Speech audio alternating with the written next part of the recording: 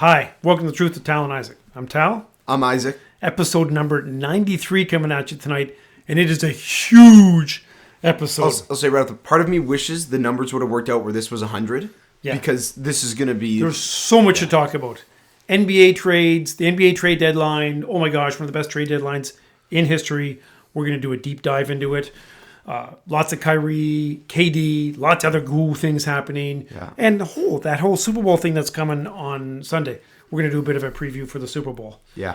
Best 93 of all time. I got two guys. I got Dougie Gilmore and I got Dwight Freeney. Don't care. I know. You don't care, but our fans do. Off the top. Thanks to the fans. Yep. Thanks, fans. Actually, I had that in my off the top. Thank them. It's not on that list yet. Anyway, Okay. fans, thanks very much. We love the support. We appreciate you.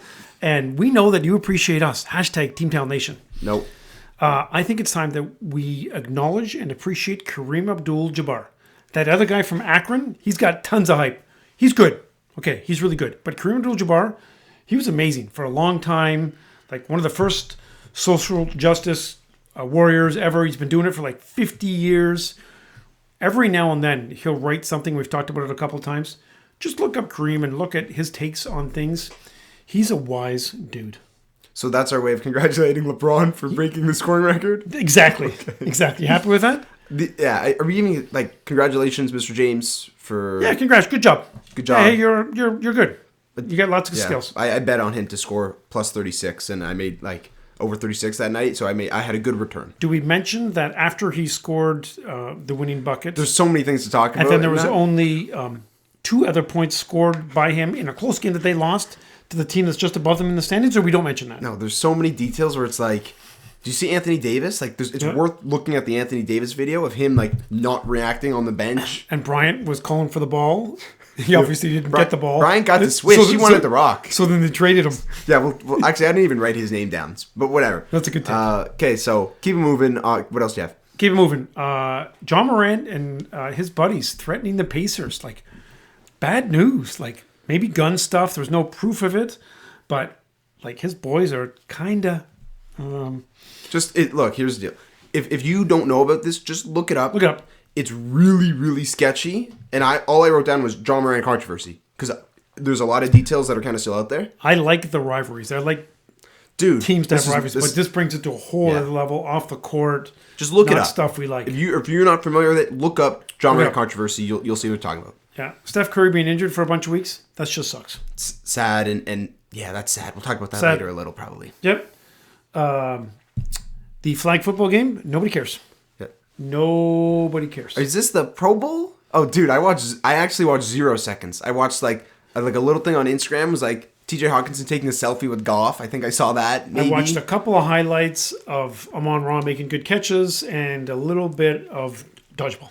Yeah, and Derek Carr made a funny joke about being in Vegas again and wanting to leave. That's all I like. Oh, actually, that was a pretty good clip. Pro Bowl sucks. We're not talking about that anymore. Yeah, you know how to make all those Pro Bowl All-Star games better?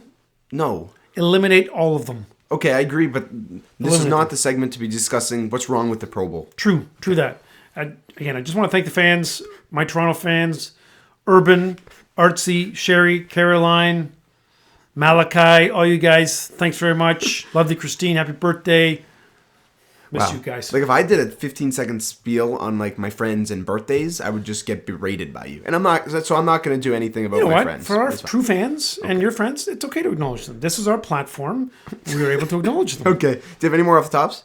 That's all I got. You eliminated the rest of them. Yeah, I had some good ones. I did. Last thing here. Aaron Rodgers, 4 Days of Darkness. Worth a Google search. Oh my gosh. It's worth a Google search. It's so funny for so many reasons. Just an all-time bad teammate. He'll go down in history as one of the worst teammates in history, I think. Yep. Just so funny. Okay, so NBA trade stuff? Wow. So every team except for Chicago and Cleveland actually made trades in the trade deadline, which is amazing. Okay, well, yeah, and Miami essentially did nothing as well, but that's fine. Did very little. We'll talk about that, maybe. KD and Kyrie were the 2 biggest names traded. You want to get into those first? What we're going to do is we're going to talk a lot about those 2 trades, touch on kind of the second tier trades, and then the third tier trades. Not a lot of topic. Okay, the Lakers trade is honestly the D'Angelo Russell trade is, I consider that a tier 1 trade in terms of talking points, but that's probably, yeah. Yeah, but okay, we'll start with Kyrie because that's Sure. Okay, so Kyrie was traded with Markieff Morris to Dallas for Spencer Dinwiddie, Dorian Finney-Smith, a 2029 first. I underline that, and we'll talk about why that's super important later, and 2 second-round picks. So as soon as this trade happened, we talked about, oh my gosh, and Wow, then big. my second reaction was, both teams are not done. Both teams are not done, and while Dallas kind of was done, Brooklyn wasn't done, and we'll talk about why they weren't done, and I actually don't love their So they got a whole bunch of 3-and-D guys. They have a lot of wings, but And graphics. We'll talk about the KD and how that trade kind of starts. Let's start with the Mavs side of this, because that is the easiest to look at. You know what I mean? Like, Yeah, so the Mavs, obviously, they needed a running mate for Luka. They lost Brunson. They took a risk, for sure. Is it a calculated risk? I think it is. I'm assuming Luka participates in these conversations, and he's like, yeah, give me Kyrie. yeah. You agree? Yeah, so it is a splash. You needed to make a splash and get a star. They got maybe the most flawed star they could have got, who has the most question marks surrounding him. Yeah. So obviously, as a Luka fan, I don't love that. But this is great for basketball. This trade is great for basketball. Like, Dallas was already a spectacular playoff watch. Yeah. I think I stayed up late to watch Dallas play because they're so much fun to watch. Like, it was so... Watching what Luka did to Phoenix last year... Oh my gosh. It was unbelievable watching that. And we're not big Kyrie guys off the court. You shouldn't be, respectfully. But I really look forward to watching Kyrie and Luka play your turn, my turn. That is awesome. It's going to be so much fun. And their playoff games are going to be like 136, 134. Yeah. Because Luka's not a very good defender. Kyrie doesn't really care about that whole defense thing. And C. Wood, also not a good defender. There is some defensive issues. We'll talk about that later. Yeah. They're not trying to stop people with defense. No. Run it up. This is a move of desperation. I really do think this is a move by Mark Cuban to show Luka, look, hey man, like, we love you, we really like you here. We're going all in. We're trading future picks. We're trading solid players right now to show Luka, hey, we're trying to win, and you kind of need to do that. So I understand why they did it. I don't love going after Kyrie and the 2029 first. We'll talk about that now. What's your take? This might be an extremely profitable pick because there's a very good chance Kyrie leaves in 2 months. Now I think he'll re-up in some regard. A 1 He's plus certainly 1. not going to be a very good, positive contribution to the Mavs in 2 years. Yeah, you're looking at Now, the history. and you're that's the ceiling over. The over is probably 8 months. So look, here's the deal. Kyrie, let's say he's going to leave, and it's going to be ugly because the past 3 times he's left teams, it's been ugly. Every time it was bad. So I have no reason to believe that this won't be equally as ugly, right? I feel like that's a fair assumption. I think Phoenix, they know that. I think you mean Dallas. Dallas, they know that. Yeah, so let's say Kyrie leaves and whatever. Kyrie will be gone before 2029. I'll bet my life on it. Okay. Luka, his Supermax contract that he signed, that's done after 2027, the 2027 season. Okay. So there's a good chance that in 2029, Luka's either out or Luka's there with a bunch of bums again, and we're just doing this cycle again, and Kyrie's already gone, and they're like a lottery team. Or that pick might be extremely valuable. That pick, I don't love trading it. And getting a guy who might leave in 2 months. That's why I really wanted to talk about the first rounder. Kyrie in Texas. Just putting that out there. Not sure if I love that fit for many reasons. We'll leave that there. Bad fit. Do you have any other talks about the trade? I mean, there's all the rumors about Joe Tsai not wanting to deal with the Lakers, not wanting to deal. We're getting into that. Don't worry. We're getting into that? We will, yes. Do you want to get into it now? Okay. Let's go. So we could have done an hour and a half on just this trade because there's so many angles. And then KD. Oh, and then all the other trades. And all the trades that didn't happen at Messiah. Over under on the word trade used in this podcast, 112. Yeah, I was going to bet the over. Okay, yeah, I'll take the under. Barely. So here are some other offers that might have got reported. Like they're kind of sketchy, but most of them are pretty legit. So the Suns, we'll talk about the Suns later. Chris Paul, Jay Crowder, a first, and maybe like a future second was potentially rumored to be offered for Kyrie. I agree in declining that. Even though that is actually a decent offer, I agree in declining that. The Clippers, Terrence Mann, Luke Kennard, a first, and then 2 first swaps. I kind of like that offer. I like Kennard. I like Mann. You could certainly debate that, but I think I would have declined it. Now, here's the Lakers trade that was reportedly offered that Joe Tsai said no to. Westbrook for salary, a 27 first, 29 first, potentially unprotected. So that it was Westbrook and those 2 picks, and the Nets said no. And now, if you're going to tell me, before You trade Kevin Durant that you decline that. I'm like, obviously you decline it, right? Sure. Why would you want to put Westbrook next to KD? Why would you want to get these future assets when you have KD with you? But you're going to go on to trade Kevin Durant and you're not going to accept this pick? Or this trade? I assumed that they didn't know they were going to trade KD and they were going to get the value that they got for him. That's why they didn't go with the all-in option. That's the only logical scenario. Just because when you're looking at assets, what do you profit the most from? It's definitely this trade. Unprotected first-round picks in the future for a team that is going to fall off the face of the earth. 100%. And the Westbrook thing, Westbrook's terrible. I understand that. By the way, nice jacket. Thank you. You either buy Westbrook out and you just eat some of that contract because you're not going to be contending this year if you trade KD regardless, or you just keep him and let him run around and get some dunks and triple doubles. Yep. So that was one that that trade I think is worth mentioning, and you must be right. They didn't accept that because they didn't know KD was going to leave. Anything else on the Maverick side? No, I think we're good. Okay, I just want to say Luka's usage rate is like the 5th highest of all time right now.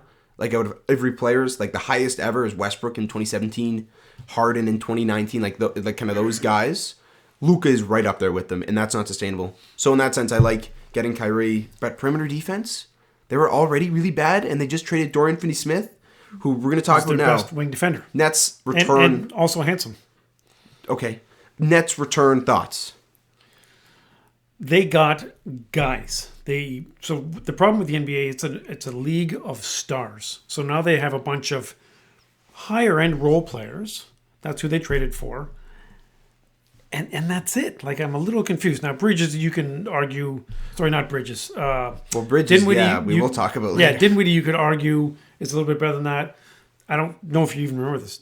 Dinwiddie was a Pistons draft pick. Yeah, I remember that. Okay. Yeah, so is Chris Middleton. Yeah, I know. Like, wings they really need to score, those guys might be handy. But I don't love it, but I think Brooklyn decided, we don't know what's going to happen. We're just going to get rid of him. It's an okay return. Like, I'd probably give them a B, but... The grade thing is so difficult. The problem is you really don't know what the market is for Kyrie, because not a lot of people like him. Yeah, when I look at the trades offered to them, I like this trade. But the Lakers one, I like a lot more, just in the sense that I absorb those picks, and I know the Lakers are going to suck in 2027, 2029. Well, then the whole rumor that they just didn't want to deal with the Lakers because they didn't want to deal with Westbrook or Beverly, or... People just hate the Lakers so much. Like, no, I'm not doing a trade with you. Yeah, people were saying like, oh my God, Josiah has this vendetta against LeBron. No, dude. I think he just didn't want any part of Westbrook or Beverly, which I understand. Yeah, especially if you still have and Kevin KD's Durant. like, nah, I don't want that. So the Nets had zero leverage. They had negative leverage. And the fact they still pulled off a plus trade, I think you have to be happy with in that regard. Where it's like they had no leverage on those calls. Do you know what I mean? Yeah. So I think it's important to talk about the KD, Kyrie, and Harden super team has turned into Simmons and a bunch of guys. Yeah, so people are saying, oh my gosh, it's the biggest disappointment in it. No, it's not. We never expected this team to work. I was extremely cold on them. Extremely. Even when they were the heavy favorite, I think those 3 guys played 16 games together. I feel like I actually think I don't know what that number is. No, I think it's for bad. real. I actually don't I feel like I heard that number. It might be fake. We have better runs on Monday night in terms of how often people show up. Yeah. Oh, yeah. Good point. So I don't understand why people are talking about this as such a big letdown. It's only a letdown if you buy into it, and if you bought into it, respectfully, you're dumb. Okay. That's my take. Yep. Cam Thomas. Can we talk about Cam Thomas? On fire. Okay. So, youngest player in NBA history with 3 straight 40-point games. This guy is just a bucket. He can't really do anything else other than put the ball in the net. But he's doing that at such a rate where I picked him up off fantasy, and I'm already going to get a lot of trade offers for Cam Thomas, and I'm going to hold on to him. Dorian Finney-Smith, we're going to give some love to. He's gotten a lot of mentions on the pod, mainly because when we talk about the Mavs, we talk about how we like Luka, and then it's like Dorian Finney-Smith is his number 2 option. It's kind of how it was the past few years. Yep. Finney-Smith is on maybe the best contract in basketball. You're paying him $14 a year for the next 3 seasons, signed until 2026. He's an elite defender. He's going to do so much for whatever is it happening in Brooklyn. I'm surprised they didn't deal him. Who knows? Dinwiddie's on I think he's on a 1.5. You have him for the rest of this year, and then next year for Dinwiddie. He's a fine piece, but we'll talk about the Nets a little bit later on the KD side. Do we want to go right into that now? Yeah, let's jump into KD. Okay, go ahead. So that happened last night before you went to bed or no? No, I woke up to this. Yeah, I woke up to this. So it was amazing. So this is, we're recording Thursday night after the trade deadline. Thursday morning we woke up and like, wow, lots of trades. So what's the owner's name? Matt Ishbia, the guy who went to Michigan State. Oh, we're going to give him some So love. he's owned the team for about 4 hours. He's like, yeah, get me KD. No, literally 4 hours. That's awesome. Awesome. Some say KD is the best player ever to be traded. Wilt. Well, Wilt and Kareem are both traded in their prime. Yeah, Wilt got traded twice in his prime, I think. Yeah. So, listen, KD, I give him lots of credit. He's one of the best players in the NBA. He potentially will go down as a top 10 player. He's got to stay strong for the next 3 or 4 years. But whatever, he's a great player. But Phoenix said, we're going all in. And I give them credit for that. I mean, you talk about what Toronto did when they went all in with Kawhi. Phoenix has said, listen, we're going all in. Actually, I heard the numbers today. Boston is still rated, has the best odds to win the championship, but now Phoenix has jumped up to number 2. And I bet you Phoenix gets close to what Boston is in terms of favorite for the championship. Yeah, I looked right away to see if I could still bet on Phoenix to win the conference, and they're the heavy favorite in the West right now. It used to be Denver, now it's Phoenix, and then Denver's kind of behind them. So we'll talk about what the actual trade was, because you didn't say that. Good job. Lots of picks, Bridges, Johnson. Can I say it for real? Sure. Okay. Kevin Durant and TJ Warren. Who you hate, but is not a bad role player. He's a good scorer. For Michael Bridges, Cam Johnson, Jay Crowder, or the corpse of Jay Crowder, 4 first-rounders, and then one swap. And a 28 swap is what the return was. Now, you talked about the Matt Ishbia. That guy's just a gangster. I love that move so much. So awesome. It's just sick. And he lives in Michigan still. Like, he might live in Grand Rapids or something. Not close to the team at all? Well, I'm sure he's got a house in Phoenix too, right? He's a billionaire. Okay, Mark Cuban, I think, just lives at the Mavericks arena. He's always on the sideline. I love it. He's got a treadmill, and he just goes down, then he eats, then he goes down with you. So talk about the Suns. Their expectation is multiple championships. It's not one, it is multiple. When you do a trade like this, and you get a guy like KD, you're expected to win 1 and then plus championships. You got to win at least 2, I think. Now, I know it's a lot to ask, but you have just sacrificed about a decade's worth of assets. And I like the trade, but it's about a decade's worth of assets with DeAndre Ayton, who, can we talk about him? Sure. So there's him and Monty have beef. And I thought Ayton for sure would have went the other day in this deal. But Ayton is staying in Phoenix, and I like Ayton, but he does not get along well with, I don't think, front office. I don't know about the new owner. And Monty Williams. They don't, that's a fact. They don't get along. So that's goofy. Did you hear about the Isaiah Thomas rumor? Yes. So listen, Isaiah Thomas, we loved him from when he was a bad boy. But pretty much since then, and even his last couple of years as a Piston, he's been poisoned. He poisoned the Raptors. He poisoned the Knicks. He's done a lot of bad things in the last 20 years. For real bad, too. And evidently he's got a relationship with this Ishbia guy. So he is supposed to going to have some role with Phoenix, undetermined role, right? He's not going to be the GM, but he'll probably be a special consultant or some fake title like that. But then some Suns rep came out and said, oh, it's not fake, it's not true. So we don't really know, but yeah, that's an interesting factor of it. So Chris Paul, we talk a lot about Chris Paul and how he's just kind of a playmaker guy, right? They played the Pistons the other night. Chris Paul was 0 for 7 from the field. Yeah. He had 14 assists, but he was 0 for 7 from the field. If Chris Paul is going to get my 3rd best wing defender in a playoff series, I'm happy with that. You know what I mean? Agreed. Very happy with that. Agreed. We're not a huge Booker fan, but he can get buckets. Yeah, I'm kind of up and down on Booker. It's interesting when you put him next to KD. Obviously, no one has the bodies to guard KD and Booker, right? Yep. So that's fun. Their depth is terrible. I will say that. They are not deep at all. Not deep at all. Actually, I thought they were going to make another trade. I agree. I expected something. I thought them to pick up an Alec Burks type scorer for the bench and then another lockdown defender for the bench. But who knows? They'll probably have to get a little bit off of the free agent market, right? Some scrubs that want to maybe win a buyout guy you can get. Blake Griffin kind of guy. Look, their bench, there's Landry Shamet and Torrey Craig. They do not have a good bench. They traded Saric. They dumped Saric. They don't have much on their bench right now. TJ Warren. Now, TJ Warren, we talk about a little bit. I don't love getting him. I would have preferred to get a guy who can play some defense. Not that they're incompetent defensively, like I think Dallas kind of is. I just would have liked to see someone who can play defense come back in that trade. If you're going to get Warren, what else would you have to throw in to get Finney-Smith? Probably a lot. But it's worth a call because Brooklyn has no use for Finney-Smith right now. The John Collins. Did you hear about all this John Collins stuff? Well, they've tried to trade him for like 3 years. Yeah. Not 3, but 2 for sure. For real, 2-3 years, they've been trying to trade John Collins. It looks like Phoenix had that trade done. They had John Collins. What? Do you know? I don't know the assets. Probably it would have been something similar to this, just a much lesser scale, right? Okay. Take away a bunch of firsts, probably take away Bridges. And I guess the owner came in and it's like, we're getting John Collins? This is going to be my first move? No. Let's see if we can get KD. And that's kind of how it played out. Move. Look at the ESPN has a really good article that Woj put out. Very, very interesting. Contracts. Warren is on an expiring, so don't worry too much about that. And then KD, he signed for the next 4 seasons, right? He signed until his age 37 season. He's got this and 3 more years, I think. I think you're right, until 2026. So, and I don't think he's going to demand out of Phoenix because he really, really wanted to go to Phoenix for those in the summer that remember. Now, let's transition a little bit more to Brooklyn. I have some questions for you. Sure. That they're unanswerable, but I should ask them. How did this stay quiet?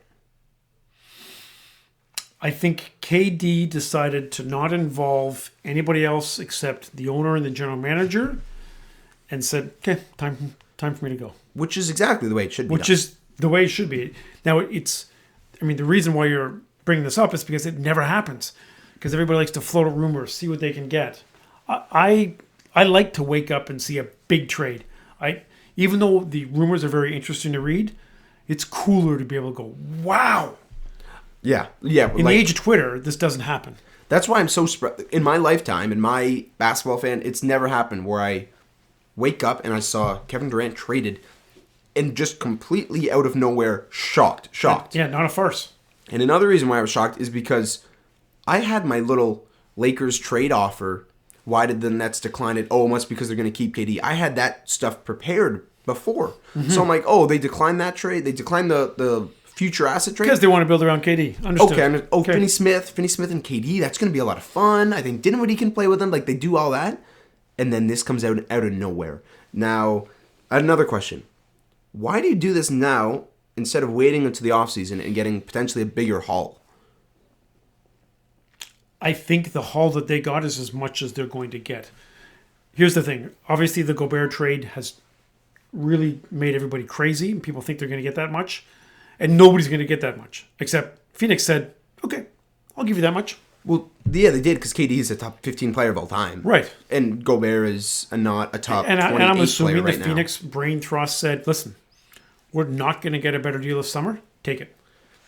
So we touched upon why you didn't accept. The other thing I would say is, obviously, Chris Paul has this year at whatever 80 or 85% of Chris Paul.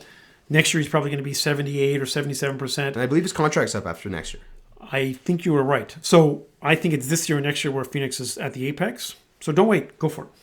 I agree. Go for it. It's just a little. I would have liked to see kind of a bidding war play out in summer, and I kind of like what we had last summer, but that was more theoretical. Yep. It just would have been interesting to see what teams would have lined up. What would the Pelicans have lined up? Would they have put Ingram and a bunch of their assets out there? Would the Grizzlies have a lot of assets? Would they have done something? Now, the current roster of the Nets, are they going to make the playoffs? Yes. I think they might. Yep. They get a bunch of guys. They're the 4 seed. I don't know. They're the 3 or the 4 seed now, right?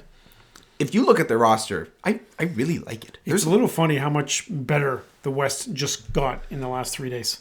Yeah, the West got a lot better. The East was better. Oh, okay, now the West is better. I really like, if you go through the Nets roster, it's a lot of likable guys, other than Ben Simmons, really. I look forward to watching the Nets, whatever Ben they Simmons are. is not going to get a lot of run, so it's okay. Yeah, that's a whole. They were trying to shop him too all day, I heard. But no, nobody's going to trade him for a bag of pucks. You would have to package him with a Finney-Smith or something. But whatever. I have no more on that exact trade. I do have one quote from Woj if you have nothing else to add here. I have nothing else in those trades. Okay. This is a quote from the Woj article.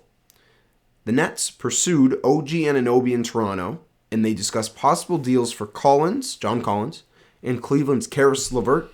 But Durant's mood was unsettled, and Brooklyn knew it had to push Phoenix to make the kind of offer it couldn't refuse. Very interesting. So, quietly, KD said, it's time for me to go.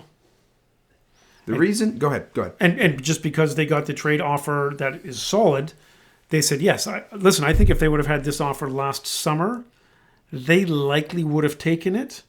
Again, assuming that they had some idea that Kyrie's going to go crazy, because that's what he does. It's a good bet. They tried. Listen, give Brooklyn credit. They tried. They were unsuccessful. Bad mix of characters. They took a risk on guys that high ceiling, but unfortunately low floor. They get lots of low floor. Brooklyn's probably still going to try to win because they don't have any of their picks, right? They're all with Houston. So Brooklyn's probably not going to go full tank mode. In a lot of ways, I think they're going to try to get some draft capital back. That's kind of what they did in that trade. Yeah, the problem is Brooklyn is probably going to stay in the middle, right? They're going to be a 6 seed, 7 seed, something along those lines, just because they do have some talent but no stars. I just do find it a little interesting that the Nets flipped really quickly from let's try to get OG Anunoby and go all in with KD to actually let's trade KD and just get a bunch of assets. It's a little goofy. I just want a little more information, but you're probably right. KD kind of played it respectful, which I like. Okay, so you consider the Lakers trade with Russ and all that top tier, so let's talk about that one. Not in terms of like winning the championship. Like the Lakers aren't going to win the championship, but lots of names, big moves. But there's so much to talk about here. So do we talk about the Lakers first or the other teams first? Probably the Lakers. Okay. Jared Vanderbilt, that guy's a defensive stud. He's so awesome. I love watching him play. He's not a bad shooter, too. Like, he's okay. He's stretching the floor. He hasn't shot a ton, but he's stretching the floor. He can guard so many positions. He can play next to AD. He can play the 5 himself. He's going to be great. He's making nothing. Because he was later on. You're paying him $4 million for the rest of this year and then like $4 million next year. It's very little. Malik Beasley.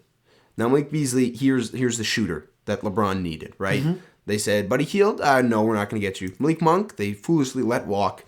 They got Buddy Hield, who's on an okay contract. Beasley. Beasley, yeah. What did I say? You said Buddy Hield twice, but that's okay. No, okay, respect. Beasley is 36% on 9 attempts a game this year, so his percentage is down a bit. He's hit 43% a couple years ago. It's pretty big usage. He's a great shooter and a high volume shooter. He's going to fit great next to LeBron. He's going to fit great. Yep. D'Angelo Russell. Now, we saw D'Angelo Russell in person. That guy's just a walking 18-6. And when I say walking, it's because he kind of walks the entire game. He goes at his own pace. Yeah, he just kind of goes at a slow pace. He's very talented. He's never really won. He doesn't seem to have a big impact on winning. But he's got some talent and he gets some buckets. Very poor defense. He's a smart player. He's a very smart offense player. I'm probably a bigger D'Angelo Russell fan than most, just on the basketball court. I like the way he plays. I sometimes, look, you got Anthony Edwards pass the ball a little bit, right? But I don't mind D. Russ and the fit next to LeBron. He can, like, Russell can facilitate. So I do like that. I like how that will play out. Do you see all the LeBron interview tweeting stuff? No. Oh, you didn't? No. So LeBron tweeted, I think he tweeted, maybe it's me. Oh, I saw that. Okay. When they couldn't trade, when they didn't get Kyrie. Which I don't know what that means. And then he went on national TV and had a interview to talk about how he's upset that they didn't. Again, I know that was on the front page of ESPN and a whole bunch of tweets. I glossed over it. It's just like, I'm not a Westbrook guy or Westbrook supporter, but man, it's gotta hurt when you just see like everybody talking about like, oh, LeBron basically just said, I wish we traded Russell. I wish we traded Russell. Yep. Because that's how the only way that Kyrie would have ended up in LA, but it didn't happen in the offseason, maybe, whatever. That covers the LeBron thing. Now we'll talk about the Jazz side of it. I have no more. What do you thought on the Lakers side of this? Unfortunately, they've got some guys now. Now, I still don't think they're a top. I still don't think they're winning the first round matchup. But they'll be a solid 6 or 7 seed, but they're not going to beat Denver. They're not going to beat Phoenix. I don't think they're going to beat Dallas. That'd be interesting. They're not going to beat Memphis. So I agree. Golden State, who knows? It's hard to say with Golden State. Really hard to say. So I agree. The Lakers. This is a great trade for the Lakers. This is fantastic. Like, we hate the Lakers, but they got some guys now. And part of it is me. Like, I probably like Jared Vanderbilt more than most. Yes, right. You do. You've always been respect. Yep. Jazz side. I think they felt the need to sell, especially after they saw Kyrie and Luka, that trade. Well, and here's the thing: the Jazz started off well, but since that start, I don't remember what the record was. They were like 13-5 or something along those lines. They've been at 500 or a game or two below 500 since then. So they're not going to make any big a splash. They've got some fundamental foundation pieces. They picked up some more future assets. Utah's in good shape. Utah's in great shape. So I'm glad you brought that up. They have 15 unprotected or Yeah, I saw lightly that. protected first rounders until 2029 or through 2029. Yeah, next 6 or 7 years. Plus, you look at their young core. Larry Markkinen might win Most Improved Player. He's been awesome. Walker Kessler, I love so much. He's awesome. Watch 5 minutes of Walker Kessler. He's awesome. It's if Gobert if he was good. He was kind of below the radar, but now, like, where was he drafted? Like 20, early 20s, 21, 22, I think. Man. I love him. He's so much fun to watch play. He plays the game the right way, and he says the right things. I like watching him Yeah, and interviews. plus they have, Cleveland's guard. Well, they have Colin Sexton. Colin Sexton, yeah. And then they have Ochai Agbaji, who's Yes. the Kansas guy, who I like a lot. Who's a scorer. Who's getting some run now. Yeah. So when we talk about Utah, I think they panicked, and we're just like, we've got all these assets. So Lakers big trade. Okay. And I feel like they I don't think they panicked. I think it was a smart move. I feel like they could have got a bigger return. I feel like, because they let Conley go, right? Conley's now in Yes. Minnesota, we'll talk about. Yeah. I just feel like they could have got a bigger return. I'm a little surprised that they didn't get the Lakers 2029 first in addition to the 2027 first. I don't know if that's an unpopular opinion. I don't know. I feel like they gave up a lot and didn't get enough back. Timberwolves side. Ooh. Do you want to talk about Minnesota? Minnesota, like, I think they just want to say, we're going to fold, and we're going to hope when the NBA does an expansion that we'll get a team. Like, they like Ant-Man, but after that, they're like, oh man, this isn't going to work out well. Their best center is probably Naz Reid, that they're paying 1/70th the amount of Gobert and Towns. I love Naz Reid so much. But yeah, Everybody does. Towns is injured and Gobert can't close games, right? So the On Timberwolves, offense or defense. or defense. I think the Timberwolves felt the need to make a change, and they have Edwards, and they needed to do something. And Russell and Edwards weren't working. We kind of knew that. We saw that live. We saw it not work. It's weird. And they traded probably 75 cents on the dollar. They probably didn't get as much as they could. I feel like both the Jazz and the Wolves lost this trade compared to the Lakers. I really think the Agreed. Lakers had a great return. Agreed. And the Lakers are probably a second round exit, I think, is where I need a little bit more time with it. This happened 2 hours ago. Second round exit? Yeah, I think so. I think they can win a first round. I really do. Obviously, I want to see how that plays out. I think they can win in the first round. Okay. We'll have to discuss that probably next week after the Super Bowl review. Review, yes.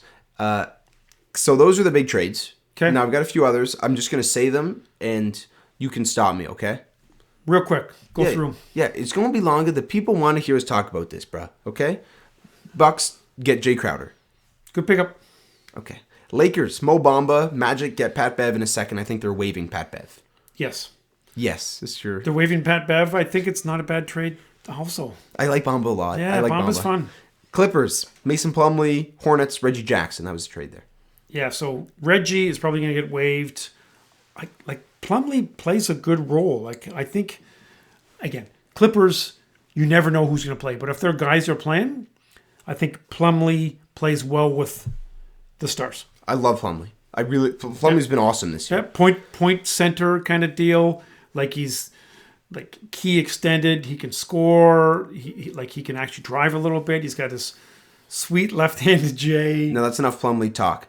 Clippers, another trade here. They get Eric Gordon and a bunch of seconds, which I think they moved, but Eric Gordon and a bunch of seconds. The Rockets got John Wall, who I think they're waiving. I think they got Danny Green, maybe some picks. And the Grizzlies got Luke Kennard. That's a good pickup by the Grizz. I guess, like, Porter, I think, is still got it, but it's hard to say because Houston games don't count. Oh, Kevin Porter. Yeah. Oh, Houston's just a mess. Houston's a mess. Houston's such a dumpster. So we don't really know how that's going to work out. Clippers, this one's super interesting. Bones Highland. Clippers get Bones Highland. The Nuggets get 2 seconds. Why would the Nuggets do that? I thought Bones is pretty good. It's a very good question. I love Bones.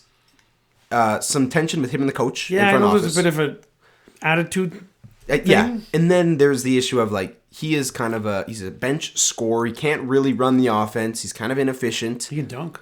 I love Bones Highland. I love watching him play. I really wanted the Pistons to just, hey, we'll give you a couple seconds and we'll get Bones in just to take care of Killian Hayes, right? I would have liked that. That didn't happen. Whatever. We'll talk about the Knicks Josh Hart trade, and then we'll go into the Pistons trade, and then we're done, okay? I think we should just mention Jacob Porto real quick. Oh, I do have that written down. I think that's actually a very good pickup by the Raptors. For fans that don't remember, they drafted him. No, they needed it big. They got a whole bunch of wings. Okay. Now, I'm not really sure what the Raptors did, and Urban Paul and the Toronto fans can explain. So they had 75 guys on the trade deadline, a whole bunch of rumors discussed, and they really hardly did anything. They did the opposite of what everyone thought. Maybe they thought, listen, the East is still wide open because of all the guys that have left the East, and we'll just add a big and see if we can make a run with it. I actually read a report from one of the big guys that was basically that. It was the East is open, especially after these trades. We're going to try to win it. Which one of the big guys? Because I got a couple calls today, and I did some comments, so it could have been. I don't know. Team it was a Nation. big person who said that. Okay. I just don't understand because Pirtle's going to want $20 million a year in the offseason, and you're going to lose probably Trent. He'll opt out, and Van Vliet's probably going to leave. I don't know. I want to talk to more Raptors fans. Tom liked it as well. What about Blazers picking up Matisse Thybulle? That's kind of interesting. I didn't write that down. No? I didn't write that down. Okay. Until Matisse Thybulle can shoot above 18% from three, we'll talk about it. Respectfully to him. Okay, fair enough. Okay, Josh Hart. I would have done more on this because I really, really like Josh Hart. Yeah, you do like Josh Hart. He's going to the Knicks. The Blazers got Cam Reddish and a second? and lottery protected first. That might turn into a bunch of seconds. Josh Hart rocks. That guy is a small forward who's like, 6'6". I'm a little confused at that. What? Confused at what? What is Portland doing? That's a really good question. So when I saw this, I'm like, oh my God, is Dame going to get traded to Philly or to Miami? Like, I initially was like, or is Portland kind of going to sell here? I don't really understand it. Cam Reddish has this following of people on Twitter who think he's awesome. Cam Reddish, he hasn't played since December 3rd on the Knicks. I just don't understand it. He's pretty much Killian Hayes. No. Not that bad? Well, no, because Cam Reddish is more of an attitude thing, and he's got the traits. He should be good. Okay. I don't understand it. You're right. It doesn't make any sense. What about the big guy that the Celtics picked up, Mike Muscala? Yeah, that's actually... Who's that guy? I didn't write it down. He's a Thunder Stretch 5. You can kind of play the 4. I know who he is. Yeah. He's good bench depth. I didn't write that down. The Celtics just get guys. Now we're going to talk about... Jaylen Brown's face got smashed, so he's out for a while, right? Tatum was stat padding his rebounds. So funny. Whatever. Really? Not actually, kind of. Oh, was it friendly fire? It was... Oh, dude. I haven't seen it. Tatum hit him with a bow. Oh, yeah. Boy, that's terrible. Yeah, it's awesome, actually. It's worth looking up. Well, sorry. Celtics? Yeah, sorry. Listen, Boston, you're a racist, mean city. So that's just bad karma. It's got to be bad karma. If you treated Bill Russell nicer, this wouldn't have happened. All right, I like how you brought it back to my guy. Or our guy. Bill Russell's the man. Okay, so we're going to talk about this last trade and then no more, respectfully, okay? We're going to spend a couple minutes on it. I guess we're going to talk about the Pistons trade? Yeah, so... This is a disappointing week for the Detroit Pistons. It's always I'm sad. Okay, I'm just going to say the trade, and we're not going to spend much time on it because we're doing so good and having so much fun, and we're not going to talk about No crying in this podcast. So the Hawks got Sadiq Bey, the Pistons got James Wiseman, the Warriors got Gary Payton, and the Blazers got Kevin Knox and 5 second-rounders. So while you think... and make loud noises into the mic. This is a loud noise. This is going to be heavy sized into the mic because this is hard to swallow. It really is. Pause. I don't get it. Pause? Yeah. So you mean stop crying? I'm crying a little bit. So Sadiq Bey has some holes in his game. We understand that. And maybe we overvalue him because he's a homegrown guy and he's a really good personality and he dropped 50 and whatever. Wiseman's entire game is a hole. That's how I put it to my buddy Jerry, who's a big Pistons guy. That's how I... His game is a whole. His offense is a whole. His defense is a whole. His hands are a whole. He can't shoot. It's terrible. I don't understand it at all. And I actually am a Wiseman guy. I like Wiseman. I like the potential. Do I like trading Sadiq Bey, a very competent NBA player who can shoot the ball and knows where to run and how to stay in front of people sometimes? I don't love giving up Bey for him. Okay, so I'm going to put on my Pistons drinking Kool-Aid fan hat and tell you why this is a good trade. This is a little difficult for me, but here's the thing. First of all, Wiseman, solid beard game, right? Troy Weaver actually had Wiseman rated number 1 in his draft in 2020. So Weaver is thinking the ceiling on Wiseman is higher than the ceiling on Bey. And part of it is you decided you're going to keep Bogdanovic, sorry. They can't be on the court together at the same time, and they're thinking, okay, Bey is not an efficient shooter, and he's a negative defender. And the whole game where he's trying to get free throws isn't working well either. So they're thinking that his shots can go to players that are more efficient. And what's going to happen is Bojan's going to get more shots over the course of the next couple seasons. Pistons are going to get more guys, so Cade's going to get shots. So they're just thinking they're going to take Bey's inefficient shots, spread them to more efficient shooters. Wiseman is going to translate into a really serviceable big man off the bench. Maybe trade him next year. So I think it's a projected ceiling and projected usage pick by Troy, and in Troy we trust. Yeah, That was a bit of a stretch. We're gonna keep him. Like, look, I wish Sadiq nothing but the best in Atlanta. I love Sadiq. I wish him nothing but the best. Too. And I wish the best for James Wiseman, who's coming to my favorite team. And we'll leave it at that. And now we'll talk about the Soupy. Go ahead, Tal. So, one of the problems with the Super Bowl, it is the most overhyped sports event of the year. It is, because there's so much hype. Like, who's the singer? Is it like Rihanna. I don't care, but oh my gosh, there's so much hype about Rihanna's halftime show. So here's the Super Bowl preview. There you go. 3 or 4 quick points. How healthy is Mahomes? Mahomes is the best player in the NFL.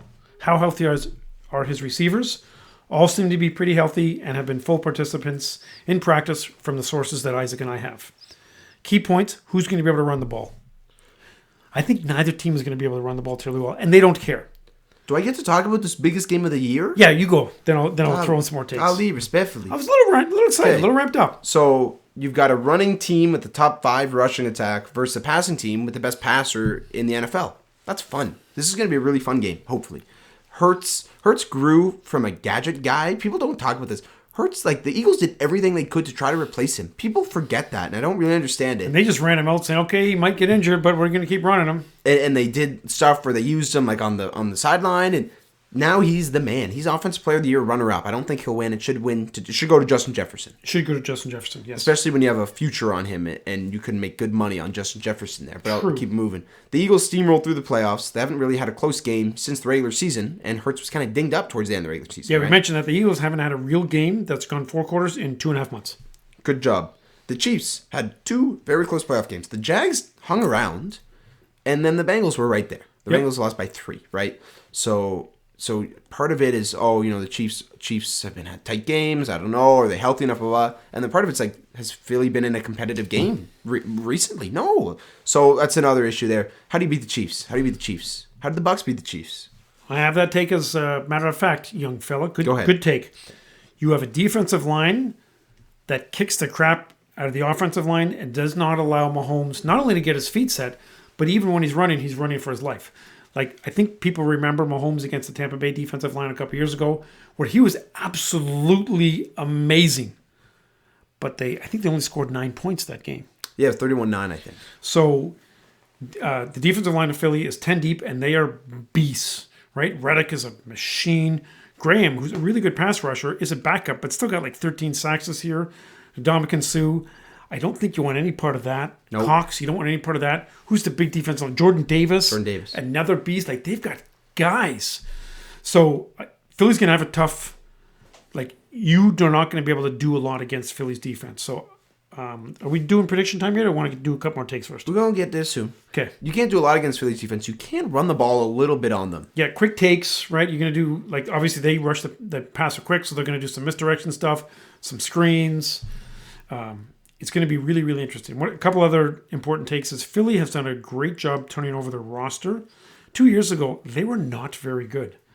Now, KC has the edge at quarterback. KC has the edge at tight end. And I don't know if they have the edge at any other position group. Does coach Offensive count? line, you can debate. Coaching, I've got a separate comment on that. That's debatable, although I think Andy Reid's probably a better coach. I like Sirianni. He's a fun guy, whatever. But Andy Reid is offense genius. Okay, so quarterback and tight end, KC has the advantage. Does any other position group, KC, have an advantage? I'm a big Pacheco guy, but I can't say running backs, especially if Jalen Hurts counts in that, respectfully to him. Secondary, no. Linebackers, probably the Chiefs. Nick Bolton's really good. Yeah, close. I'd probably say the Chiefs. Okay. But you're right. Everywhere else is probably Philly. Now, quarterback is the most important position in football, and everybody knows you're going to throw it to Kelce. Doesn't matter. People don't seem to be able to stop him. Now, is it possible that his brother who plays offense is going to play some... No? Okay, so we talk about how the Super Bowl's overhyped. I don't care that Jason Kelce and Travis Kelce are brothers. What's the mom's name? Donna? She's like baking Why do we know cookies for that? each of them? Why do we know that? Respectfully to the Kelce family. I don't know. It's good. I wouldn't have mind hearing it once, because I'm going to hear it 16 times on the broadcast. Oh, during the game? And I'm sure she's got one of those split jerseys, right? And it's guaranteed. And people have a split jersey broken down and what part, like I don't care, respectfully. It's just I just want to watch football, and that's why I'm not a huge Super Bowl guy. It's not the best it's not the best football weekend, not the best sports weekend. No. It's best football weekend, weird. championship weekend. Championship Or the divisional, weekend before. Divisional is probably the best. Or the wild card, maybe. Yeah. I might take wild card over the Soupy, usually. So whatever. I'm looking forward to the Super Bowl, but I don't care about all the Island garbage. So you want me to get some bets here? Yes. You told me to. So Isaac is actually quite skilled at the betting game. Low key though. Old fella does not really do so many bets. Every now and then I'll jump in with Isaac and Deo a little bit. So I suggested that our fans would like to hear some of Isaac's Super Bowl bets. So I haven't bet. I will bet a little on the game. I haven't made a bet yet. So I'm just going to put down some. I really quickly looked at the props before we started recording. I wrote down some. You can let me know what you think, okay? Okay. Adam's calling. Not time for Adam's going to want to talk. Hi, Adam. Okay. So I like the kind of Gainwell overs, mainly over 1.5 receptions, 11.5 receiving yards, and I don't hate 34.5 total yards. Okay. Kenneth Gainwell. Pacheco, over 49.5 rushing yards. Awesome. I'll take anything I can get with They're going to Pacheco. hurt. Every yard is going to hurt. I like Pacheco. Kelce, over 6.5 receptions. Feel very safe in that. I think that's a good bet. Even if they double him, he's still going to be able to get 6 for 50, right? He can do that. Agreed. 7 for 50. Devontae Smith, his numbers at 62.5. A lot of smart people online like the over on Devontae. 62.5. That's a fair amount. Depends if you blitz Hurts and he's not great under pressure, you're going to open up some holes in the secondary, and that's kind of where that number comes from. So no receptions. Like receptions aren't relevant. Like he just has to bust along one. I just wrote down the yards. Yeah. Okay. Sanders touchdown has been pretty safe. I like Sanders touchdown. You could go Sanders yards. It's probably a high number. I don't have that number, but Sanders touchdown is safe. And depending on game script, Jalen Hurts to score a touchdown, Super Bowl MVP stuff, you have to factor that in. If he's borderline going to get it, and it's 3rd and goal on the 3, they're going to run a QB power with Jalen Hurts instead of giving it to Sanders. That's going to happen. So that's another thing to keep in mind. Game prediction. Do you have this is a very difficult game to predict. I do have one bet, and then I do have one prediction. Okay, what's your bet? So my bet is 38-1 odds that the last score is by the defense. Any defense? Any defense. That's a good score. Maybe I got that from Bill Simmons. Thanks, Bill. Good take. Hopefully don't put too much on that. Don't put too much on that. You're just going to lose money on that. $10? I'm going to win $380 if it happens. But you're going to lose $10. I might. Anyway, so if you had asked me last week, I was going to go with KC. I'm flipping it. I'm going 27-24 Philly. Okay, so... Just the analysis, when I looked at the depth of Philly's defensive line, because Bill Walsh has said the key to winning a football game is a fourth quarter pass rush, Philly is going to do that. Philly's going to make Sky Moore beat them. They're going to make Marquez Valdes-Scantling or Juju, whoever is lined up at wide receiver, they're going to try to have him beat, right? Yep. I like Tony. I like Tony's... I haven't looked at his numbers. If you can get his reception number, like 2.5, maybe 3.5. I like Tony to get some yards. They're going to work him in, but whatever. I've the Chiefs covering 1.5. Eagles 31. Chiefs 30. Eagles 31, Chiefs 30. Wow, that's a great take. I don't know if I told you 27-24 was my prediction. So we each predict Philadelphia to win.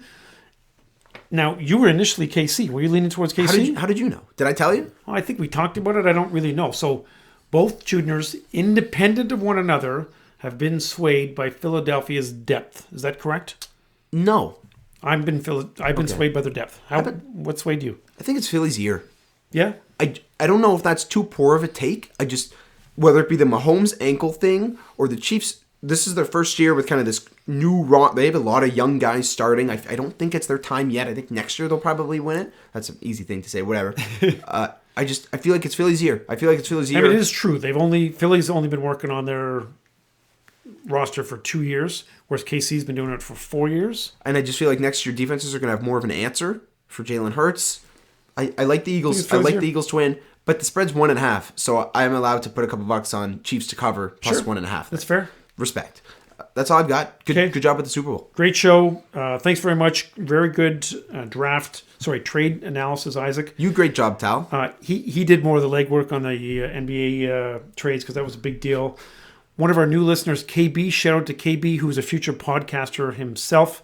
We're going to have him in to chat about things, although he likes to talk about like racing things, and we don't really do that. Like cars? Cars and bikes and that kind of stuff. He could educate us. He could educate us. He's a good dude. Okay, respect to him then. Yeah, KB, respect. Now, anything else before we go? No. Okay, thanks to the fans. Thanks, fans. Okay. Peace out, everybody.